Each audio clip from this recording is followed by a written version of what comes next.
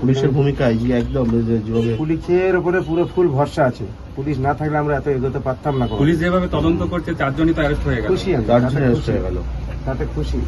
আরো যারা আছে তারা অ্যারেস্ট হবে, দোষীদের শাস্তি হোক, এটা সবই চলছি। দাদাও এই জিনিসটা খুব মাথায় রেখেছে। দাদা আমার ভরসা দিয়েছে, দাদার ওর ফুল ভরসা আছে। ওর যে সিএম আছে না, ওনাকে দাদা বলে আমরা সম্মান করি। দাদা ফুল ভরসা দিয়েছে, ওনার ওর ফুল বিশ্বাস, আশা, ভরসা সব আছে। বাকি তিনজনের কত আমি কঠোর ভাবে সাজা চলছি। দাদা বলে তুমি শুধু আমার কাজ দেখে নাও। আর সত্যি দাদার উপর আমাদের ভরসা আছে। খুশি আপনারা? আপনার খুব খুশি। ঠিক আছে।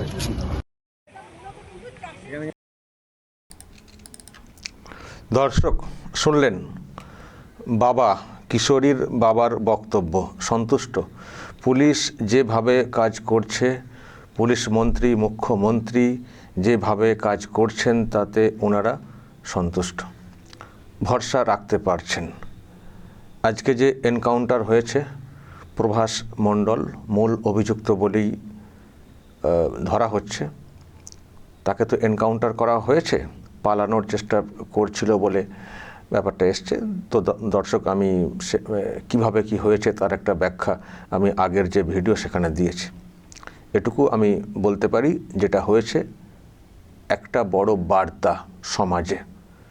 যারা রেপিস্ট, দুষ্কৃতী, তাদের কাছে এই যে এনকাউন্টার একটা বড় বার্তা। আর বেশি ব্যাখ্যা আমি দিতে পারবো না। যারা বোঝার তারা নিশ্চয়ই বুঝে নিচ্ছেন। কিন্তু দর্শক, যেটা আমি বলতে চাইছিলাম, আচ্ছা, এই হচ্ছে প্রভাস মণ্ডল।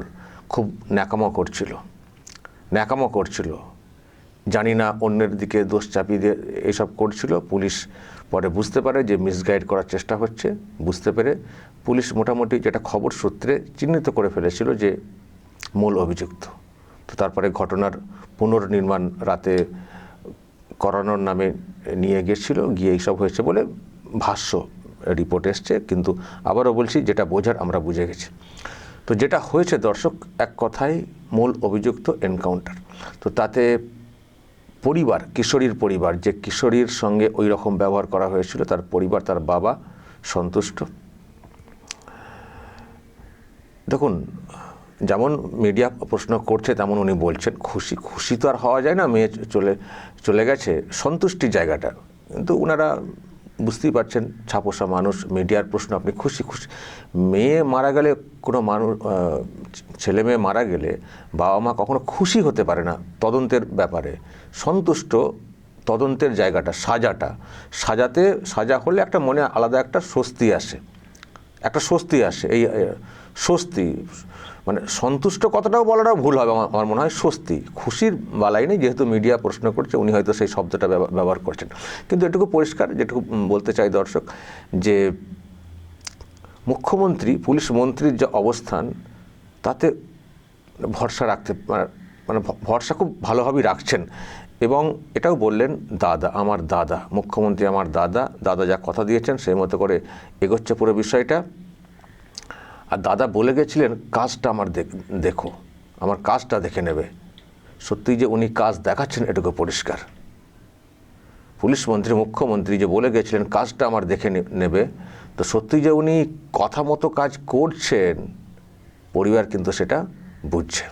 ফলে পরিবার ভরসা রাখছে সরকারের প্রতি, যেটা আগের ক্ষেত্রে মানে ক্ষতিগ্রস্ত পরিবার ভরসা রাখতে পারতো না। যেমন আরজি করে যে ঘটনা ঘটেছিল, সরকার অনেকভাবে হাতে নেওয়ার চেষ্টা করেছিল, কিন্তু পরিবার ভরসা রাখতে পারেনি। কারণ সরকার বলছিল বটে ব্যবস্থা নেব ইত্যাদি, কিন্তু সরকারের কাজকর্মে, আচরণে ওটা পরিষ্কার হচ্ছিল যে ধামাচাপা দেওয়ার চেষ্টা হচ্ছে। ফলে সেই জন্যে অভয়ার বাবা মাকে হাতে নিতে পারেনি তৎকালীন সরকার, কারণ তাদের পদক্ষেপের মধ্যেই সন্দেহ ছিল এবং বিষয়টা পরিষ্কার হয়েও গিয়েছিল পরের দিকে। যাদের বিরুদ্ধে অভিযোগ তাদের পদোন্নতি। কিন্তু বর্তমান সরকার, বর্তমান পুলিশ মন্ত্রী যেভাবে কঠোর, আর এইসব ক্ষেত্রে জিরো টলারেন্স, এবং কাজ যেভাবে দ্রুত গতিতে দেখাচ্ছেন, তো ভরসা তো রাখারই কথা। তো বাবার বক্তব্যে এটুকু পরিষ্কার, তিনি ভরসা রাখছেন। একটা তো এনকাউন্টার হয়ে গেছে, বাকিদের ব্যবস্থাটাও হবে যা হওয়ার, যদি আর কি আরও অন্যদের যোগ থাকে। তো এই হচ্ছে দর্শক বাবার বক্তব্য। এবার দর্শক, যারা হয়তো বলবেন জানি, প্রশ্ন তোলার চেষ্টা হয়, কেন এনকাউন্টার, কেন এনকাউন্টার, কেন এনকাউন্টার? মানে আপনাদের কি বিশ্বাস হচ্ছে না প্রভাস মণ্ডল এই ঘটনা ঘটাতে পারে? বিশ্বাস হচ্ছে না? হ্যাঁ, যারা বলছেন তাদের বিশ্বাস যদি না হয় কিছু করার নেই, কিন্তু প্রভাস মণ্ডলের মা, তার স্ত্রী, শুনবেন কি বলেছেন, শুনুন। যারা ওইসব প্রশ্ন তুলবেন, কেন এনকাউন্টার, এটাকে ধামাচাপা দেওয়ার চেষ্টা, আমি জানি এখানে আমাদের কিছু লোকের অভ্যাস আছে, তারা এইসব মানে বলেন, আমি ওনার ওয়াইফের বক্তব্য শোনাই, তারপর ওনার মায়ের বক্তব্য, আমি ব্যাক টু ব্যাক দুটো বক্তব্য দর্শক শোনাবো, তারপরেও কিছু কথা বলার আছে। আগে দেখুন ওয়াইফ এবং ওনার মা কি বলছেন প্রভাস মণ্ডলের চরিত্র বা এই যে ঘটনা ঘটেছে সেই সম্পর্কে ওনাদের কি ধারণা। বিশ্বাস বলতে ও তো নোংরার মতো এমনিই ছিল, তো বিশ্বাস করার কিছু মতন নেই, বুঝেছো? আচ্ছা যে ও করবে না কি এটা আমি বলতে পারছি না যে করেনি। আচ্ছা কেন এরকমই আমার বিয়ের পরেও আমি ওর নোংরামও দেখেছি, অনেক অত্যাচার করে আমি এখন সংসার করছি, তো এটা আমি মানে মেনেই নিয়েছি যে ও করেছে।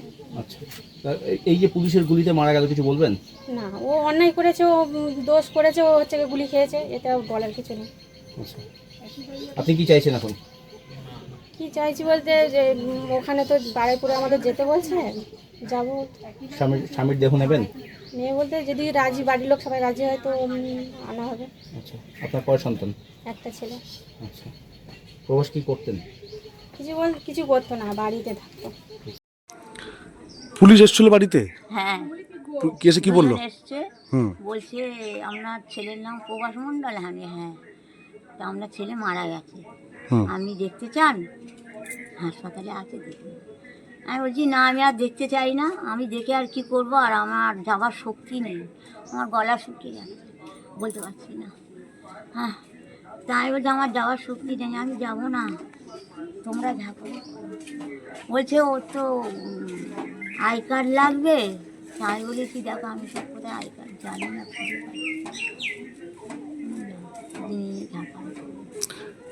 ছেলে যে মৃত্যু হলো তাতে আপনার কষ্ট হচ্ছে না? আমার কষ্ট, মার তো কষ্ট হবে, আমি সে কষ্ট দরকার নেই, ও যা কর্ম করেছে তাতেই গেছে, আমার শান্তি। মানে ও যে নাবালিকার সঙ্গে যে হ্যাঁ, অত্যাচার করেছে তাতেই ওর মৃত্যু হয়ে গেছে, ভালোই হয়েছে। আপনারা কি মৃতদেহ আনতে যাবেন?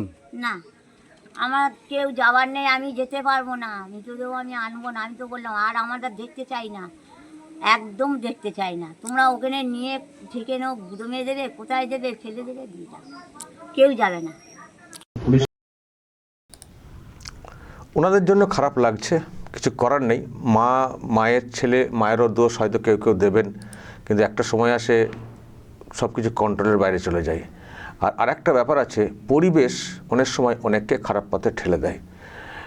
ফলে মা, ওয়াইফ, এদেরকে আমরা দোষ দেব না, এদেরকে কেউ কিন্তু কিছু করবেন না দর্শক, এটা কিন্তু আমাদের বলার জায়গা। যার বিরুদ্ধে অভিযোগ তার ব্যাপারে তো যা হবার হয়েছে, পরিবারের লোকেরাও তো বলছেন, পরিবারের লোকেরাও তো ক্ষুব্ধ ছিলেন, তারাও তো কষ্টে ছিলেন, তারাও তো নির্যাতনের শিকার হয়েছেন। উনি বলছেন ওইভাবেই তো আমি ঘর সংসার করছিলাম, এবং ওনারাও বিশ্বাস করছেন হ্যাঁ এটা করতে পারেন। মা, ওয়াইফ তারা বিশ্বাস করছেন যে করতে পারেন। আমি যে জন্য দেখাতে শুরু করলাম, যারা বলছেন যে তথ্য লোপাটের চেষ্টা হতে পারে, বিশ্বাস আপনাদের হচ্ছে না তো, কিন্তু ওনার বাড়ির লোক তারা ভালো করে চেনেন লোকটা কেমন, তারা বলছেন যে হ্যাঁ এটা হতে পারে। এবং মা তো প্রচণ্ড ক্ষুব্ধ, বডি নিতে যাব না এরকম, দেখতেই চায় না। কিন্তু আমি একটা কথা অবশ্যই বলবো, আমরা তো মানুষ, ধর্ষকদের পাশে হয়তো আমরা থাকতে চাই না, কিন্তু ধর্ষকদের পরিবারেও ভালো মানুষ থাকতে পারেন। ফলে বাকিদেরকে আমরা খারাপ চোখে দেখব, এটাও কিন্তু ঠিক না।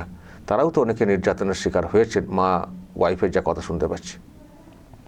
এবং দর্শক, আমি আর একটা ভিজুয়াল দেখছিলাম, মানে এনাদের বাড়ি ঘর দুয়ারের মানে ছবি দেখছিলাম। আমি শুধু ভাবছি দর্শক কী অবস্থা, বাড়ি ঘর দুয়ারের ছবি, এলাকার ছবি, ওনাদের বাড়ি যেখানে সব ছবি টবি দেখছিলাম। কি পরিবেশ, কি অবস্থায় থাকে পরিবারগুলো, কি অবস্থায় থাকে, কি করেছে আগের সরকারটা? শুধু মাতাল সংখ্যা বৃদ্ধি করেছে, ধর্ষক তৈরি করেছে, ধর্ষক তৈরি করেছে, মানুষ করেনি। আগের সরকার ধর্ষক তৈরি করেছে, মানুষ করেনি। ধর্ষণ হয়ে গেলে যে ব্যবস্থা নেওয়ার ব্যাপার সেটাও করেনি। ফলে ধর্ষকদের তাদেরকে দমনের যে বিষয়টা, সেটা যেটা বিরাট অপরাধ, সেটাও মানে সে বোধটা হওয়ার মতো জায়গা তৈরি করেনি আগের সরকার। ফলে তার তো একটা জের এই সরকারকে করতে হচ্ছে না, সেই মানসিকতা থেকে গেছে। এখনও এরা বুঝতে পারেনি যে সরকারটা পাল্টে গেছে, ওইভাবে সহ্য করবে না। আজকে এই যে একটা এনকাউন্টার হয়েছে, বাকিদেরও বোঝা উচিত এটা একটা বড় বার্তা। কেন বলছি এটা একটা বড় বার্তা? এনকাউন্টার নিয়ে অনেক তর্ক বিতর্ক বিশ্লেষণ হতে পারে, কিন্তু এনকাউন্টার মূল অভিযুক্ত এনকাউন্টার। ফলে এটা একটা বড় বার্তা সকলের কাছে যে সাবধান হয়ে যান।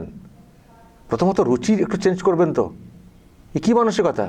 আর দ্বিতীয়ত কিছু ঘটিয়ে ফেললে কোনো রেহাই নেই। আর পাল্টা ঘটনারও ব্যবস্থা শুনছেন, যারা এটাকে ইস্যু করে ভাঙচুর ইত্যাদি করেছেন, আবার একজন নিরীহ মানুষকে, যুবককে মেরে ফেলা, তাদেরও ব্যবস্থা হচ্ছে। ফলে এই সরকার কিন্তু জিরো টলারেন্স, সহ্য করবে না। আর এই সরকার যেভাবে কাজ করছে, মানুষের তো এখন ভরসা বাড়ছে। পরিবারের লোকেরাও, যারা বললাম বাবা কিশোরীর, তারও ভরসা আছে। তো সরকার এগোক। আগের সরকার আমলে সব দিক চূর্ণ বিচূর্ণ হয়ে গেছে না, মন মানসিকতা থেকে শুরু করে সব কিছু।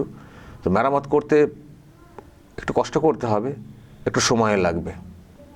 এই ধরনের মানসিকতা থেকে রাজ্যকে বের করে আনতে হবে, রাজ্যবাসীকে। আর কঠোর ব্যবস্থার মাধ্যমে বুঝিয়ে দিতে হবে এইসব কিন্তু আর কোনোভাবে রেওয়াত করা যাবে না। আর সরকার এইভাবে কাজ করলে নিশ্চয়ই মানুষেরও সমর্থন পাবে, যেমন কিশোরীর বাবা বলছেন, দাদার মতো। দর্শক বলবেন, যা বলার অনেকগুলো পয়েন্টে আলোচনা করলাম। যদি আপনাদের কিছু বলার থাকে অবশ্যই বলবেন যা বলার, এবং নজর রাখবেন আরামবাগ টিভিতে।